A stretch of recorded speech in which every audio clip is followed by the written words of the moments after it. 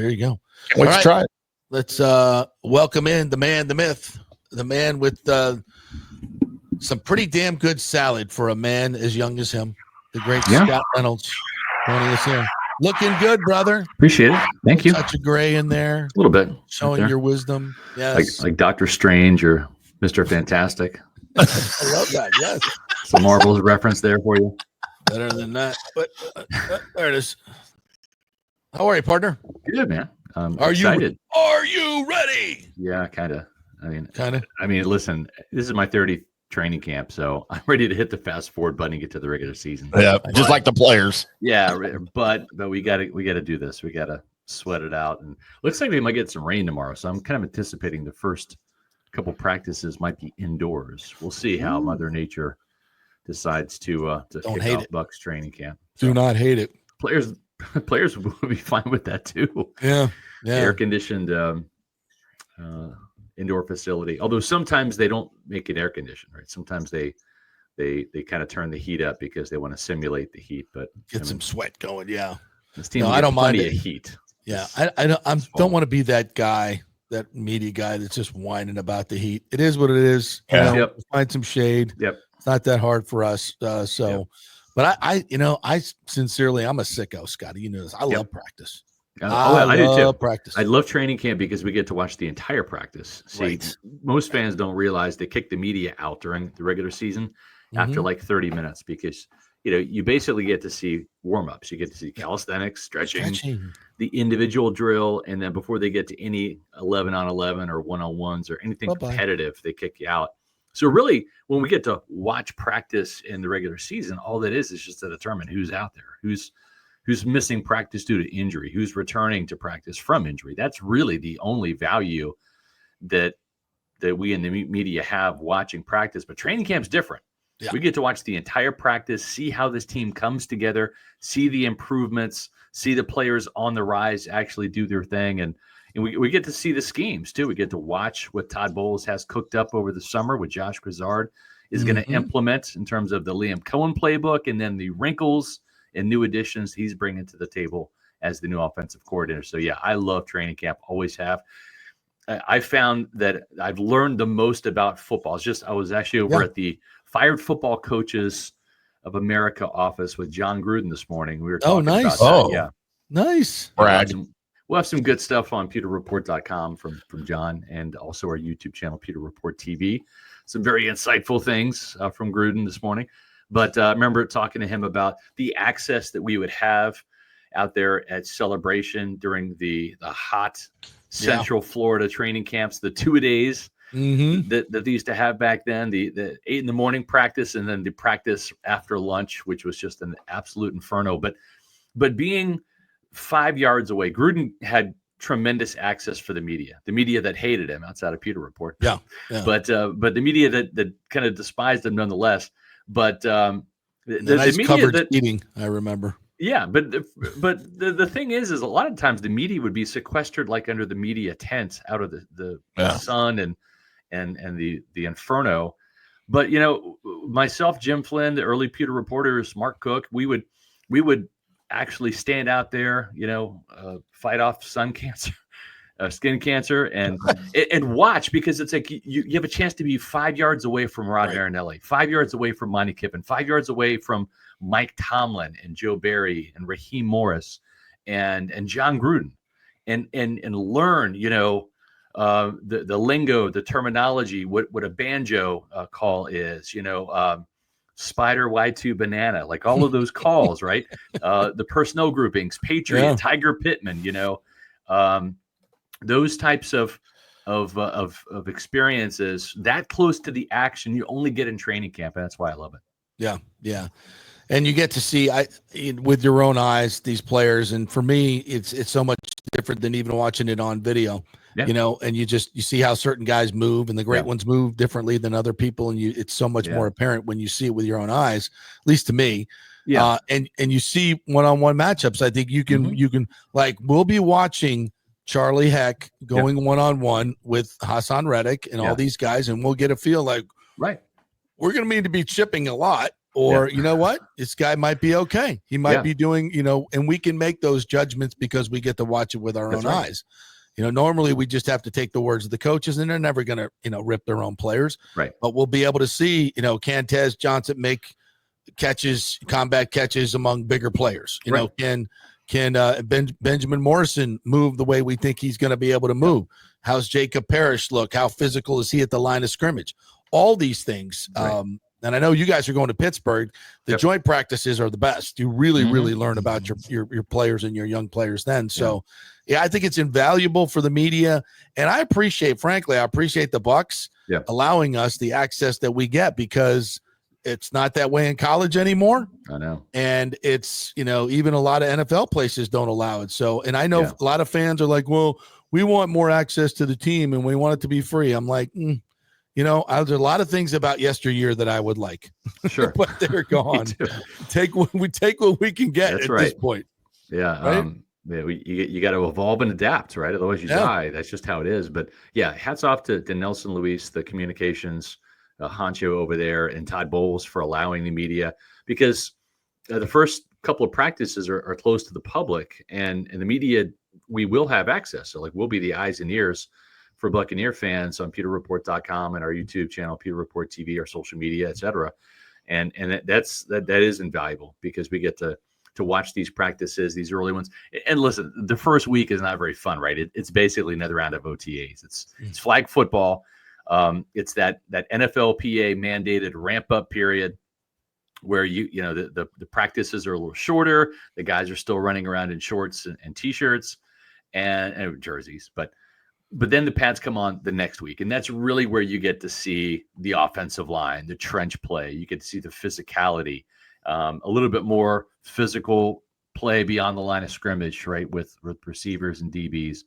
And so that's the fun part to me, is I get excited for the first day in pads. Then I just want to fast forward to the preseason games. Then I want to fast forward after that preseason opener to the regular season. I'm just spoiled. I love watching really good football, and that's really what happens in the regular season. A couple other things real quick. You mentioned Charlie Heck, and Payne Durham is going to be one of our training camp diary subjects. We always do like an offensive player and a defensive player in training camp with our annual diary series. And then we also pick a rookie and a veteran, just to give two different perspectives. So we have a rookie outside linebacker, David Walker, on the defensive side. Oh, nice. And he's really cool. That's going to debut later today on PeterReport.com. Then tomorrow we have the debut of Payne Durham, who is the third-year tight end, caught a couple touchdowns at the end of last year, filling in for Cade Otton. And, man, he's a trip. You're going to love hearing from Payne Durham. He's kind of like one of those guys that is a fantastic interview. It just nobody really interviews him because he's like the backup tight end. Right. But I've always found that those guys. I don't even think I've heard the guy talk. Yeah, he's phenomenal. He's a Georgia guy via. I think he grew up in Gwinnett County. Yeah, and he's a trip. He's really pissed that the Falcons swept the Bucs last year, and he's ready to make amends for that in Week 1. But a lot of good stuff coming from David Walker and Payne Durham. Again, the David Walker training camp diary appears exclusively on PeterReport.com today. It's the debut, and Payne Durham's tomorrow. But when I was talking about Charlie Heck, they've got a ton of confidence in this guy. I mean, he is a pro's pro, long guy, 6'8". We're talking like almost DeMar Dotson size, right? In terms of the wingspan and just the size of this guy. He's a massive man. And he feels like Charlie Heck is getting ready. And the news today is that George Fant, the kind of journeyman offensive tackle, the Bucs are working him out today. Yeah. They might sign him, and that's a good thing because, like Charlie Heck, George Fant is a swing tackle, can play left and right. And right now, if Tristan Wirfs is not going to be available for the first couple of weeks of the season, you're going to need another offensive tackle, because if something happens to Heck in training camp or the preseason, or Luke Gedeke, you are screwed going into Week 1. Yeah, we said that yesterday. They're going to sign it. They have to sign a veteran tackle. Yeah, they have to, and that's good. And I think there's this all these thoughts that the Bucs missed something. The medical staff on Tristan Wirfs, they screwed up, and I said a couple weeks ago, it's like that's not. I don't think that's the case. First of all, their medical staff has a great history of getting it right. but it's gray area stuff. Yep. And it's never black and white with these type of injuries. And with Tristan Wirfs, who's a freaking superhuman, he probably, didn't even know he was hurt or felt it was not that serious. And they found some other serious stuff or more serious stuff, and they took care of it. Yeah. I don't think there was anybody to blame. And also, I don't think we're 100%, in this. He's not starting the season. I mean, Bowles has even said now, we don't know how he's going to heal from this. And if it's Tristan Wirfs, I'm guessing it's probably going to be, as he said, sooner than later. So all this, here's the sky thing. is falling you stuff. gotta remember, chill. Tristan missed a game and a half last year with this same injury. I know. Right? Injured it against the 49ers early in that game. Justin School came in, right? And then the bye week happened. And then after that, he missed the start up in New York against the Giants. And then he returned to action against the Chargers. They whipped the Chargers' ass, right? Yep. And he didn't look back. He played every single snap the entire rest of the season, right? I think maybe at the end of the Panthers game, they put School in because they got out of hand and they could afford to do that. But I mean, Tristan Wirfs played the rest of the year. Oh, by the way, finished first team All-Pro as well as Pro Bowl, right? So this was deemed to be a minor injury. Right. And so much so because he came back and played, 6-7 games towards the end of the season. So they said, listen, this is probably something that rest, rehab, recovery is going to take care of. We have the entire offseason to do it. And it just didn't quite fully heal like they had hoped or expected. And the thing, too, is people say, well, he should have had the surgery in January. Again, it was a minor injury, right? A minor knee injury that nobody wants surgery. Surgery really should be the last resort for any medical situation, right? Like because there's always the chance for complications in surgery. There's always the chance that something could go wrong during surgery. So you'd rather have a surgery be the last resort. And unfortunately, it happened a little bit later than the team wanted. And you know what? I was out there at the mandatory minicamp watching Tristan in that big, bulky leg brace doing pass sets. He actually looked pretty fluid doing it. Right. And I think this is something that he probably could play on throughout the season, just like he did at the end of last season, but it just doesn't feel right. And you want him to be back to 100% sooner rather than later, because you never finish the season 100%. And the problem is if you start the season at 80% rather than 100, then you're going to end the season way closer to 50%, right? And so I think if they get the surgery done now, which they did, you get Tristan Wirfs' knee back to 100% whenever he comes in, first week of the season, third week of the season, whatever, right? Then by the end of the season, as attrition and miles on the tires start to show up, you're maybe sitting 70% rather than 50%. So I understand this. And him missing training camp is not a bad thing. No, he doesn't need that's fine. The wear and tear. Yeah. He knows what he's doing. I think he'll, that might be a blessing in disguise. Yeah. So I'm not too worried about it. And Godwin, kind of the same thing. And obviously Ibuka is a polished receiver already. Yeah. So they don't miss a whole lot there. Listen, none of this is key, but understand everybody in the league is having injury issues or will have injury issues. So this isn't the worst thing. And I think the Bucs are fine where they're at. I agree. This is a minor injury. Well, here's the thing. If you were to say when are the 2 or 3 games you want Tristan Wirfs to miss, beginning of the season or the middle of the season or the end of the season, I don't know. I'm the kind of person like I'd rather get it out of the way and then have him come 100%. Back ready to go, just like we've seen from Kalijah Kancey. He's missed the first 4 or 5 games the last 2 seasons. The guy comes back fully ready to go, doesn't miss a game since, catches fire and all of that. So there's no good time to miss games. But if you're asking me when the optimum time would be, let's get it over with. Let's just do it sooner rather than later. Agreed. Yep. Timmy, you want to get in here? Yeah, I wanted to talk about cornerbacks. Scott, we know I've been doing some writing on Jamel Dean this offseason here, and in anticipation of him, we know he was hurt a little bit. He had a hamstring. He missed 4 games with a hamstring, and then towards the end of the season, I know he hurt his knees in an odd situation. He's due $15 million this year with the depth that we think they have at corner. Yeah, is there any chance they move on from him? No, I don't think so. Start of the season. I don't think so. Jason Light likes depth way too much, and there's a scenario where even. There's a couple things, right? Let's say Jamel has the camp of his life. He's backed against the wall, do or die mode, make or break season, and he he fends off Benjamin Morrison with a great camp because he has experience. Okay. We know that the chances of Jamel Dean missing some time in a 17-game season are pretty high, given his track record. The fact he's also 29 years old. The older you get, the healthier you don't get, right? So at some point in time, Benjamin Morrison probably becomes the starter, either due to beating Dean out or just filling in for injury. And then once Morrison gets in there, it's up to him to keep the job. Mm-hmm. But there is a scenario where maybe having a healthy Jamel Dean kind of comes in and saves the day. Like even if Benjamin Morrison wins the job out of camp or ends up becoming an injury fill-in that just plays so well, you keep him in the starting lineup. There's a scenario where Jamel Dean could come off the bench like in a movie script, and his experience kind of saves the day. Right. And I think that's a scenario that's playing out in Todd Bowles and Jason Light's mind, and saying, who do we really want coming off the bench? If Morrison ends up getting injured or he's ineffective, goes in hits a rookie wall, slump, whatever.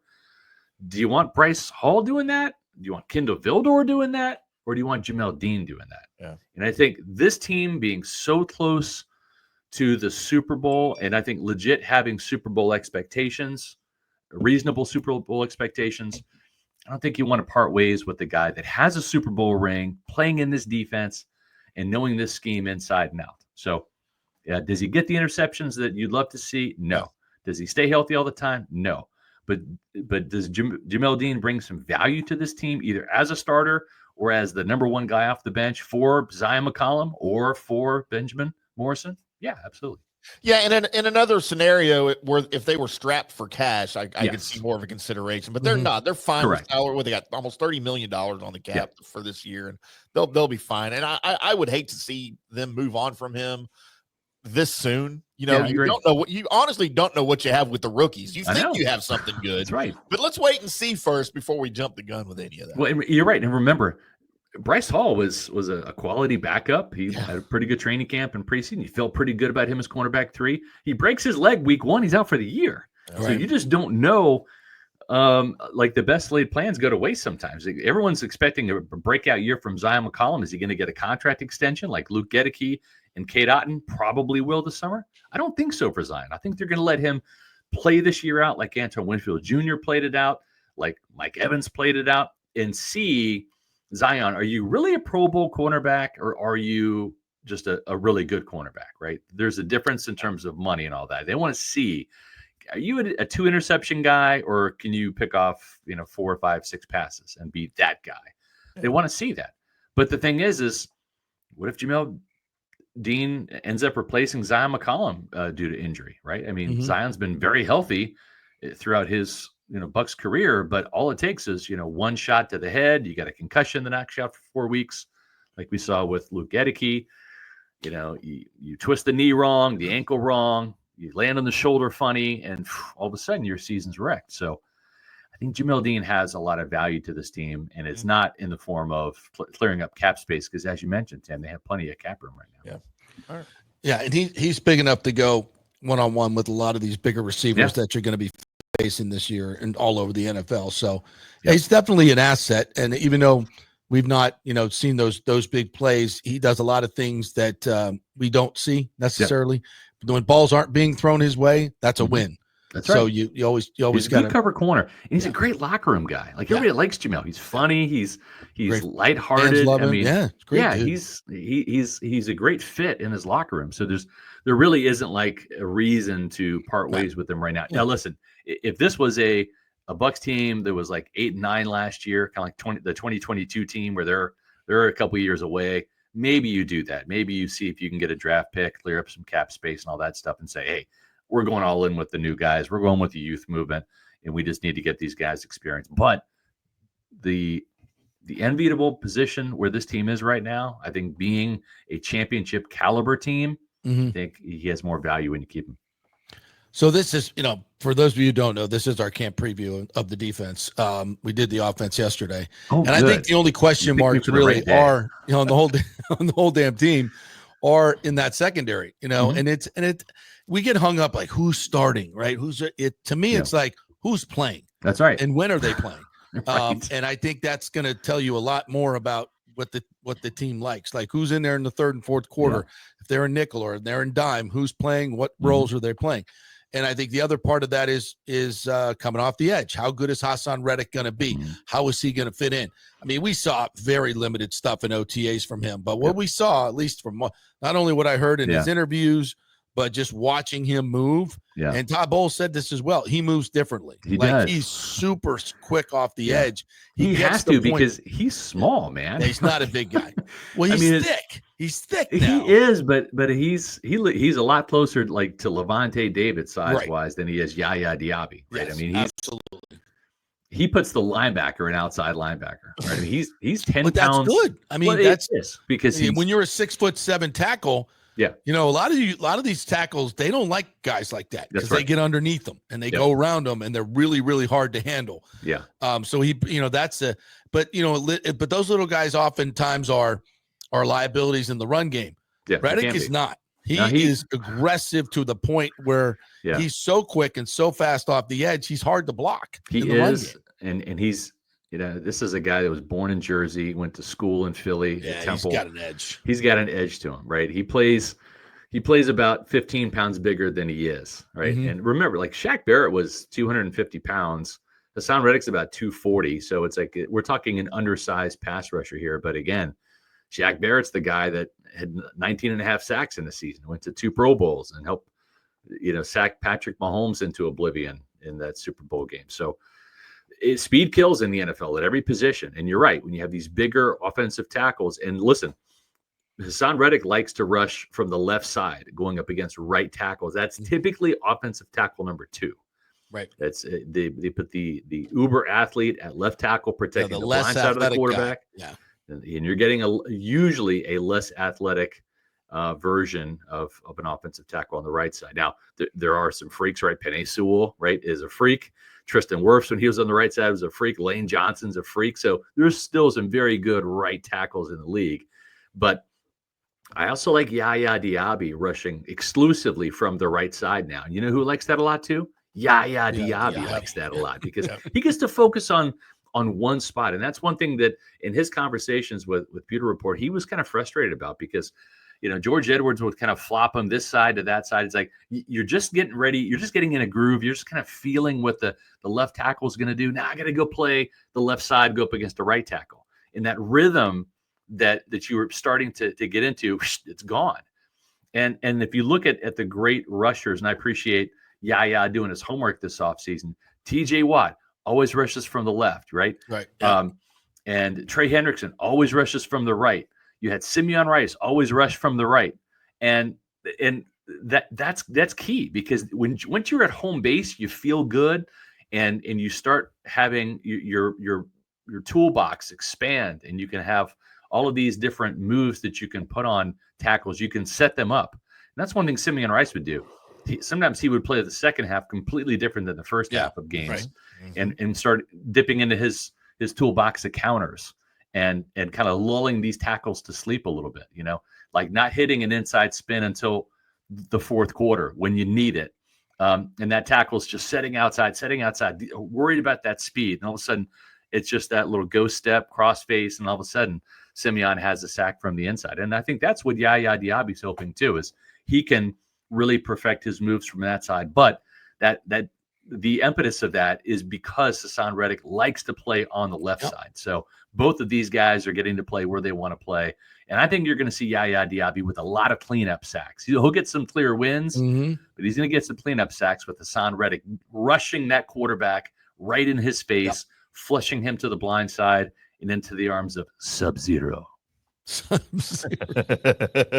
And the other thing I'm looking at on defense from a training camp perspective is David Walker, who we mentioned, going to be writing that column for you, and Elijah Roberts. Yeah, those two guys that I don't think the Bucs, and this is a good place for rookies to be. They're not counting on these guys to make huge impacts. So they've got experienced guys in front of them. We're good. But if you show us something in camp and you force your way onto the field, that's just fine too. Yeah. So those are I think defensively, those are the things I'm looking at. Maybe a little bit of Servassier Dennis as well. Yeah. I think he's going to be really, really good if he's healthy. Has great range. I forgot he played safety in college a little bit too. So, or high school and college. He's great against the pass. I mean, I was talking to John Gruden this morning. He was like, man, this Servassier Dennis, he can play against the pass now. And of course, that's what the Buccaneers need. They were victimized last year. KJ Britt, JJ Russell was wide open. Yeah. So anything else you're looking for defensively on in training camp? Yeah, press man. It's like we had Todd Bowles on our podcast, and we kind of asked him, like, hey, like, what's up with all this cushion that your cornerbacks are given? He's like, it kind of ticked him off too. And we did see that. We did see that, JP, out there in the OTAs and the mandatory minicamp. Kevin Ross, the cornerbacks coach, was making his cornerbacks play more press man and get in the face. And at least at the line of scrimmage, it's not the tell. It's not the tell to the quarterback that, oh, I got the slant here. It's 3rd and 7. They're defending the first down marker, right? They're playing off. They're giving me some cushion. Mm-hmm. And the problem with that is the quarterback sees that. The receiver sees that. And the receiver knows and the quarterback knows that the ball is going to get there before that cornerback can cover 7 yards, right? Right. And so the quarterback throws the shallow slant 5 yards, right? The cornerback can't get there in time to make a play. And then if that cornerback is out of position or doesn't make the tackle or maybe starts to begin to wrap up, but you got a 6'4" receiver like Drake London in Atlanta that catches that slant that falls forward for 2 yards, guess what? Mm-hmm. First down on 3rd and 7. Easy pickings. Yes. So now you're going to see the cornerbacks play at least show more press at the line of scrimmage. Now they may bail into like quarters, cover 1, cover 3. They may bail into zone, but they're not giving that pre-snap look. Yeah. And what I mean by bail is easy pitch and catch. Yeah. It's not man wherever that guy goes, if he runs a shallow cross or skinny post or something, that cornerback's following him man to man. They might end up playing zone, but they're playing closer to the line of scrimmage and not giving that quarterback that easy tell. Yeah. And guess what? When you play that close to line of scrimmage, is it cover 2? Is it man coverage? Right. Is it cover 3 quarters? You don't know because of where that cornerback is so close to the line of scrimmage. And it really negates the opportunity for those quick slants, wide receiver screens, the RPO game, all of this short passing game stuff. I think that's going to lead to more broken up passes, more incompletions, more sacks, and more interceptions, which this team desperately needs. Oh, Scott, I was shocked to hear Todd Bowles talking about that with the press coverage earlier this offseason. Yeah. Whenever he was asked about it, and he said, no, I didn't like that they did that either all season. Yeah. Because we just assumed it was part of his scheme because he's the defensive coordinator. It literally went on all season. Why couldn't you fix it earlier in the season if you didn't like what they were doing? You are literally the one guy that has the power to make it stop, but it never did. I was highly confused. I was too, but when you think about it logically, and I'm not always the most logical guy, but when I stopped and actually turned my brain on and thought about it logically, all right, so as of week 1, remember, you don't have Bryce Hall anymore. Mm-hmm. And Jamel Dean, and actually Zion McCollum had a concussion in week 1. So week 2, they go to Detroit. Zion was cleared like the day before the game to play, right? Actually had an interception that game. But so without Bryce Hall, who's the next guy you're going to turn to? Tyreek Funderburk or Josh Hayes? And Todd Bowles knew in practice, Kevin Ross knew in practice that here's Zion McCollum and Jamel Dean at this level. Let me pull it up here.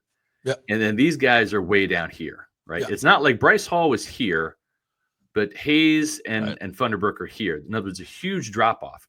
So what's the punishment for Jamel Dean? What's the punishment for Zion McCollum? You get yelled at, right? Play closer to the cornerback or to the receiver, right? Play closer to the line of scrimmage. And they don't do it. You can't punish them. You can't bench them because the backups suck. Okay? And so you have these cornerbacks that are like maybe a little shell-shocked. Look at the Denver Broncos game. Jamel Dean gave up one pass on the first drive that was deep. Right. Same thing with Zion McCollum, and they played off the whole game because they didn't and they want took advantage, to pitch and catch. Took advantage, yes. Yeah. And I'm sure Bowles wasn't happy about it. I'm sure that Ross wasn't happy about it, but they didn't have a go-to. There wasn't anybody to bench Jamel Dean. Or listen, Jamel, if you don't stop giving this cushion, we're benching you. Like that couldn't happen. This year, that could happen. Yeah. This year, it's like, Jamel, if That's you want to give that much cushion, we're going to put Benjamin Morse in it. Period. The end. Interesting. All right, Scotty, great stuff, my friend. Tell everybody what's going on. Pewter Report for this big training camp. Yep. Shindig. It starts tomorrow. We got podcasts for you tomorrow, Thursday, and Friday. And we're excited about training camp. If you haven't subscribed to our YouTube page, it's free. Just go to Pewter Report TV, hit the subscribe button. We're literally a couple hundred away from 20,000. We're going to get 20,000 in August, and we're super excited about that. So please help join the cause. Also, too, a reminder, David Walker and Payne Durham training camp diaries exclusively on pewterreport.com starting today and tomorrow. And I've also got some good video content I'm going to be putting up with John Gruden, former Bucs coach, still the winningest Tampa Bay coach in franchise history. And we'll have some stories on that as well. Fan, by the way. Oh, yeah. Yes. Or maybe not. I couldn't get a good read on that.